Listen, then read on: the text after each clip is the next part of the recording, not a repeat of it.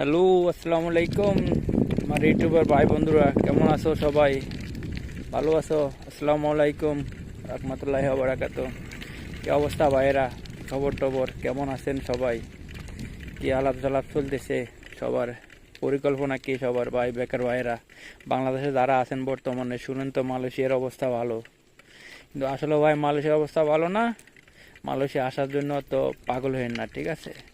যে অবস্থা, মনে করেন যেমন পাম বাগানের বিষয় আসলে আসতে পারেন, 4 থেকে 5 লাখ, 1500 টাকা স্যালারি।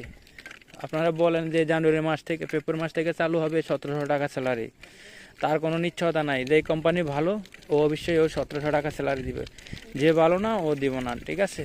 আপনারা আসার জন্য হা করিয়েন না, দেখেন কি অবস্থা পরিস্থিতি, ঠিক আছে? এক একজন আসবেন 4.5 লাখ 5 লাখ টাকা দিয়া, কত টাকা ইনকাম করবেন? ইনভেস্ট করবেন 5 লাখ।